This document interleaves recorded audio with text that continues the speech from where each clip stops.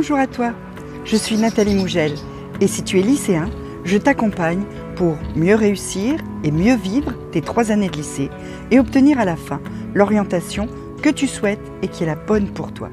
Pour ça, il y a les vidéos, mais il y a aussi les mails et surtout Instagram. Tu as le lien dans la description. On y va ? Novembre, ça y est, on est en plein dedans. Et c'est pas forcément le mois le plus gai de l'année. Pourquoi novembre c'est un mois triste ? Il y a plusieurs raisons à ça. D'abord, les jours raccourcissent à toute allure. Et cette fois, ça y est, on y est. Si tu cours de 8h à 18h ou que tu travailles toute la journée, quand tu pars le matin, il fait nuit. Quand tu rentres chez toi le soir, il fait nuit. Donc, c'est pas le truc qui met le plus en joie. En plus, il fait de plus en plus frais, parfois même froid, le matin surtout. Et il pleut. Donc quand tu regardes par la fenêtre, c'est pas joyeux non plus. En plus, au mois de novembre, il y a plein de commémorations macabres. Tout le monde va sur les tombes à la Toussaint, les morts sortent de leurs trous à Halloween, et au 11 novembre, on va mettre des gerbes à des pauvres soldats qui sont morts pour nous il y a plus d'1 siècle.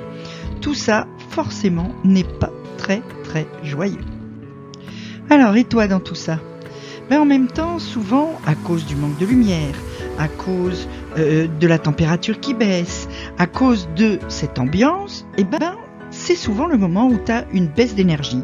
C'est ce qu'on appelle la petite déprime de novembre. T'as plus envie de rien, t'as qu'une envie, c'est de rester sous la couette, de rester chez toi, de rien faire.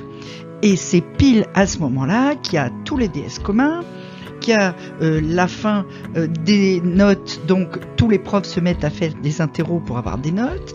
Bref, ça tombe dru, t'as plein de boulot, t'as plein d'évaluations au moment où t'en as pas envie, au moment où t'as pas la pêche pour faire tout ça. Et pourtant, il faut bien y arriver.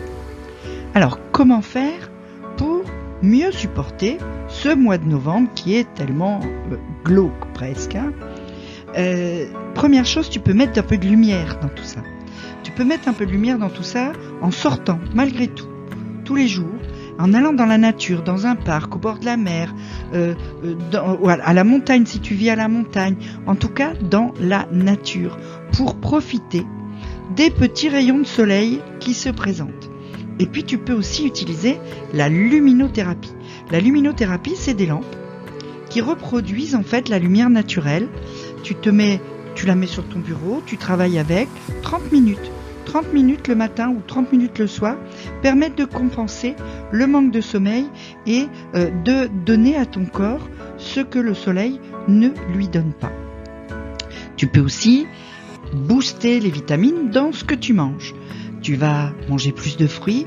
Les agrumes, ça tombe bien, par exemple, c'est l'époque des clémentines. Les clémentines, les mandarines, tous ces agrumes qu'on aime bien manger, qui nous apportent un petit peu de soleil dans la bouche. C'est pas désagréable. Et en plus, c'est plein de vitamines. Donc, profites-en, mange des agrumes. Mange aussi de la vitamine B. C'est bon contre la fatigue nerveuse. Tu vas la trouver dans les bananes, les céréales complètes, les légumineuses, etc. Et puis, aliment miracle du mois de novembre, le chocolat. Le chocolat, c'est plein de magnésium et le magnésium, c'est super bon pour le moral. T'en trouves aussi dans les bananes, donc n'hésite pas à manger des bananes. Et puis, et surtout, fais-toi plaisir. Les Danois ont un mot pour ça, ils appellent ça le hygge. C'est un mot qui désigne un petit peu le cocooning. Tu sais, quand tu te prends une couverture toute fluffy, bien rose, et puis tu prends un bon thé, une bonne tisane, un chocolat chaud, un café avec de la crème chantilly, bref, un truc bien sus là, et puis tu te mets dans ton fauteuil préféré et tu regardes un film de Noël.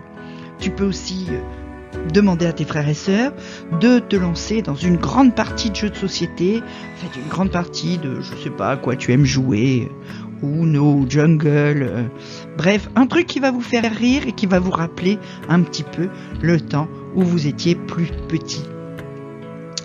Et puis de toute façon, il n'y a qu'une solution, c'est d'accepter que ça n'est pas toujours le printemps.